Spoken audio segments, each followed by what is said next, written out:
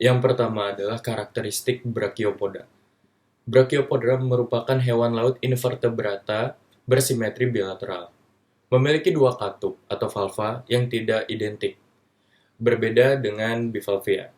Cangkangnya tersusun dari kalsit atau kalsium karbonat, sering terawetkan baik dalam batuan sedimen. Umumnya, Brachiopoda memperlihatkan struktur internal berupa lofofor atau organ penyaring makanan dan struktur pedicle untuk melekatkan dirinya pada substrat.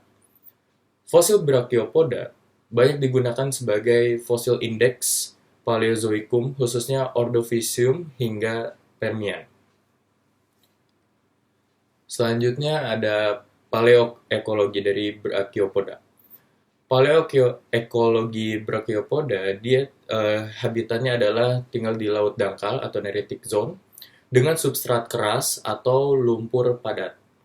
Cara hidup Brachiopoda yaitu sessile, menetap di suatu tempat, dan filter feeder, memanfaatkan lofofor untuk menangkap plankton.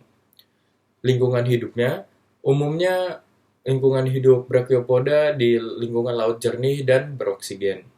Sering ditemukan dalam endapan karbonat seperti batu gamping.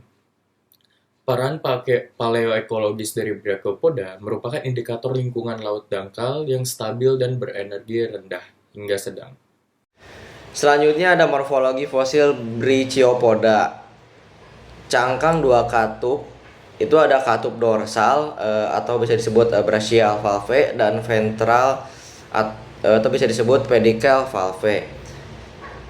Katup ventral biasanya lebih besar dan memiliki lubang pedicle untuk pelekat. Lalu permukaan luarnya itu terdapat bergaris radial, berlipat, atau berornamen halus. Lalu ukurannya itu bervariasi dari beberapa milimeter hingga beberapa sentimeter.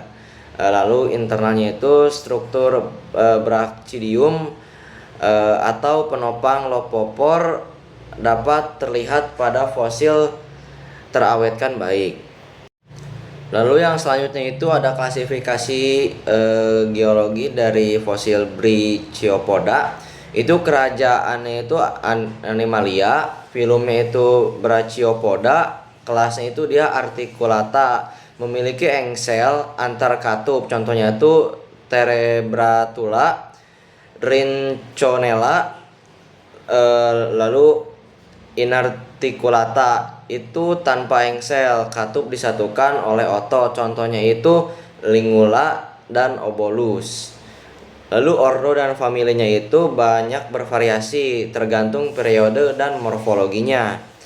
Nah, untuk zaman geologi itu muncul sejak Kambrium awal mencapai puncak pada Paleozoikum tengah atau Ordovicium Permian. Menurut drastis pada Permian akhir akibat kepunahan massal. Jadi sebaran atau distribusi fosil Brachiopoda ini tersebar hampir di seluruh titik di dunia dan juga hampir di seluruh titik di benua, terutama di laut dangkal yang merupakan habitat utamanya karena daerah ini merupakan substrat keras seperti karbonat atau batuan sedimen padat banyak tersebar di situ. Terdapat juga di perairan tropis hingga kutub.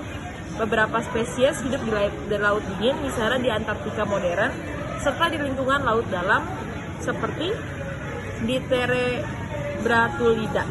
Nah, untuk sebaran lingkungannya ini umumnya merupakan organisme bentik sesil dan juga hidup di lingkungan laut jernih, berenergi rendah hingga sedang, terutama di atas batas gelombang badai. Dan distribusi luas Brachiopoda ini menjadikannya fosil indeks yang baik untuk beberapa periode Paleozoikum dan juga petunjuk kondisi lingkungan seperti kedalaman, salinitas, dan juga energi arus. Dan yang terakhir adalah alat korelasi stratigrafi antar wilayah karena Brachiopoda ini merupakan banyak spesies yang tersebar secara global. Untuk klasifikasi dari fosil bivalvia ini sendiri adalah fosil bivalvia ini umumnya ditemukan dalam bentuk dua belahan cangkang atau yang biasa disebut valva, dan valva ini memiliki simetri lateral. Cangkang dari bivalvia ini tersusun atas kalsium karbonat dan kedua valva dihubungkan oleh ligamen pada bagian umbo atau puncak cangkang. Dan bentuk cangkang dari bivalvia ini dapat bervariasi, seperti oval, bulat, hingga memanjang itu tergantung pada genus juga habitatnya. Meskipun kedua valva ini sering sekali memiliki bentuk yang tidak sepenuhnya identik atau asimetri antar valva, simetri tetap terlihat pada bidang tengah tubuh dari bivalvia tersebut. Untuk permukaan cangkang dari bivalvia ini dapat memperlihatkan garis pertumbuhan konsentris, hiasan radial, atau pola rusuk. Untuk bagian dalam dari cangkang bivalvia ini itu biasanya menunjukkan bekas otot aduktor, garis palial atau palial line, dan lekukan palial atau palial sinus. Bivalvia ini dapat ditemukan di berbagai lingkungan perairan seperti laut, perairan payau, hingga air tawar. Untuk paleoekologi dari bivalvia, habitat dari bivalvia ini dapat ditemukan di zona litoral hingga neritik atau perairan dangkal. Selain itu juga dapat ditemukan di batial hingga abisal, di perairan dalam, dan juga di lingkungan air tawar. Untuk cara hidup dari bivalvia tersebut itu terbagi ke beberapa cara hidup, yaitu ada epifaunal sesil, itu menempel pada permukaan substrat, lalu epifaunal bebas, hidup di atas permukaan substrat tanpa menempel, infauna dangkal, itu sebagian tubuh tertanam dalam sedimen, infaunal dalam, seluruh tubuh tertanam di dalam sedimen, boring bivalves, atau melubangi atau mengebor substrat keras untuk tempat hidup. Dan untuk lingkungan hidup dari bivalvia ini sendiri adalah umumnya bivalvia itu ditemukan di perairan laut ataupun payau dan juga air tawar. Dan peran paleokologisnya sendiri adalah bivalvia ini berfungsi untuk menginterpretasikan kondisi energi lingkungan. Apakah energi lingkungan ini berarus kuat ataupun tenang. Selain itu juga untuk mengetahui kedalaman dari perairan, jenis substrat, serta tingkat dari salinitas. Morfologi fosil bivalvia. Yang pertama itu ada umbo. Umbo itu bagian tertua dekat engsel. Habis itu ada ligamen. Ligamen itu menghubung kedua valva. Habis itu ada engsel. Itu dia memiliki gigi dan soket pengunci. Habis itu ada palial line atau garis bekas mantel.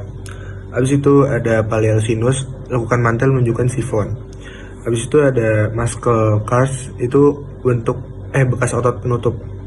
Habis itu ada growth line, itu garis pertumbuhan. Habis itu ada ventral margin, tempat kedua katup membuka dan menutup.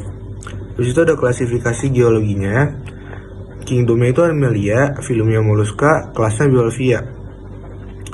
Habis itu subklasiknya Protobranchia, ordonya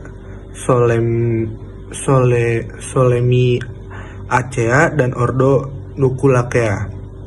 Habis itu subklasiknya ada Septibranchia, ordonya Poromiacea. Habis itu subklasiknya Vibranchia, ordo Arcacea dan ordo Mytilacea. Habis itu subklasik yang keempat itu Pseudomelibranchia. Terus zaman geologinya itu bivalvia pertama kali muncul pada pertengahan periode Kambrium dan telah berkembang pesat di era Mosozoikum dan Kenozoikum hingga kini. Saya akan menjelaskan tentang sebaran atau distribusi fosil dari bivalvia. Paleozoikum. Fosil bivalvia paling awal muncul di Kambrium awal. Populasinya meningkat pesat pada Ordovisium sampai Silur, terutama di lingkungan laut dangkal. Menjelang Permian, beberapa genus modern mulai muncul. Terus ada Mesozoikum, periode tinggi bagi diversifikasi bivalvia setelah kepunahan massal Perm Trias. Kelompok ini mendominasi ekosistem laut dangkal. Genus khasnya Trigonia Inoceramus ostrea. Selanjutnya ada Kenozoikum. Kenozoikum itu bivalvia modern berevolusi dengan bentuk dan ekologi mirip spesies masa kini. Digunakan luas dalam studi stratigrafi dan paleoenvironment. Contohnya Anandara, Cardium, Thelina, Pecten. Sekian video presentasi dari kelompok kami. Terima kasih.